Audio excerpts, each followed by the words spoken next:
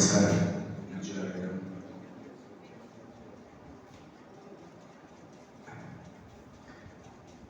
રસીદા madam, Deepa madam અને બંને આચાર્યશ્રીઓ. સાહેબ જે વાત કરી ઊંધું હતું મારી જોડે. ઊંધું એ કે આ સ્ટેજ ઉપર બીએડમાં ફક્ત એક જ બનાવેલો.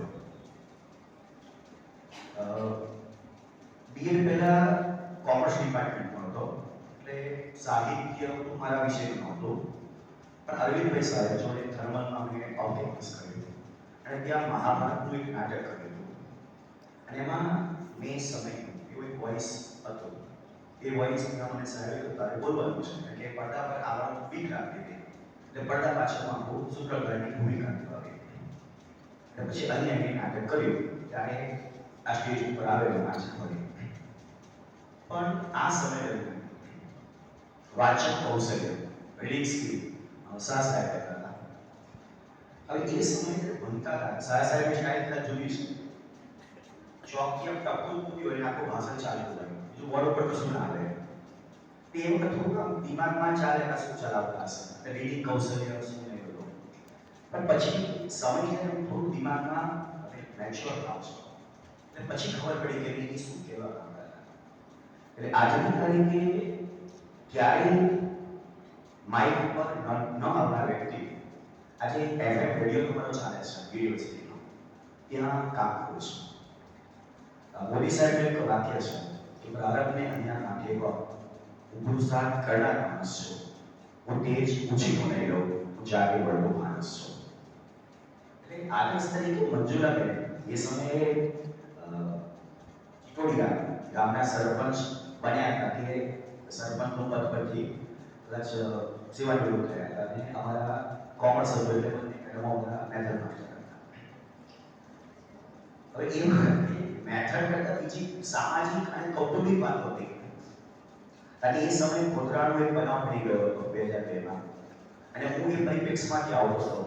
અમારું ગામ એ માહોલની જે ભૌગોલિક પરિસ્થિતિમાં એક બનાવ બની ચૂક્યો છે ઓળખા, એટલે એની પણ વાતો હતી. અને એ વખતે મારી ઉંમર પણ થઈ ગઈ એટલે લગ્ન માટે હું ચિંતા હતી. એ પુષ્પા પિક્ચર નહોતું એ વખતે, પુષ્પા પણ થોડું એટીટ્યુડ મારું એવું કે ઝૂકવાનું નહીં. એટલે મંજુલા મેડમ બારે વાગે કે એડજસ્ટમેન્ટ લાઈફમાં એડજસ્ટમેન્ટ જરૂરી છે. એટલે આજે મેં અને ઘણું બધું શીખ્યો છું. રીડિંગથી આજે એક કોમર્સનો સ્ટુડન્ટ છું પણ લખું છું. ઓનલાઈન પ્રતિલિપિ એક એપ્લિકેશન છે, એમાં 74 નાની નાની વાર્તાઓ લખી છે. આના સિવાય આપણે દિવ્ય ભાસ્કર માલવ પટેલનું સરદાર ગોજરી માલવ પટેલનું છે, એમાં પણ થોડું આર્ટિકલ્સ લખું છું. અને વ્યવસાયે બીએડ કર્યું છે એટલે ટીચિંગ પ્રોફેશન અપનાવી દીધો છે.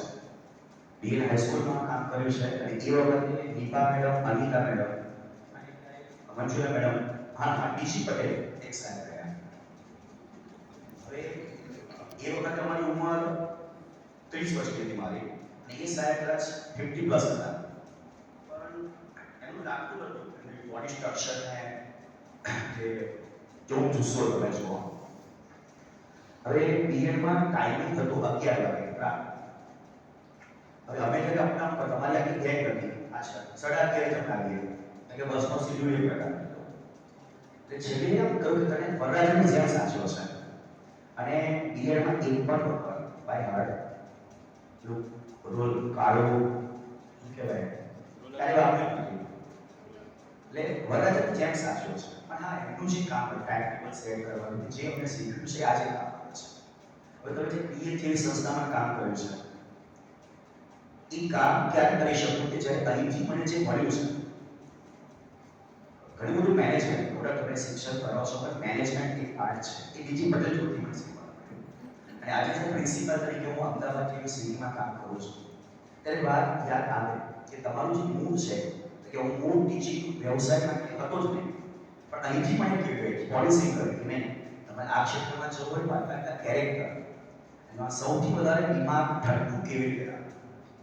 તમારી પાસે હાયર સેકન્ડરીમાં છો કે 70 થી 75 સ્ટુડન્ટો છે અને બધા ટીનેજ છે, 11-12 છે, એટલે સિટીનો માહોલ છે, ઘણા બધા સ્માર્ટ છે લોકો આપણા કરતા. એ સમયે તમારું દિમાગનું સંતુલન ટેમ્પરામેન્ટ કુલ એવું નહીં શીખવા મળે. એટલે જ્યાં સુધી આ સંસ્થા જે ગુણ મારામાં આવ્યા છે અને એ અમે અનુભવ કર્યો છે કે અમારા થકી આવનારી પેઢીમાં છે કે શિક્ષક અને હીરો ડાયમંડ સદા કે એવું ટીચર સદા માટે છે. તમે જ્યાં પણ જાઓ ત્યારે તમે શિક્ષક જ છો એટલે સમાજ તમારી અપેક્ષા ઘણી બધી રાખે છે.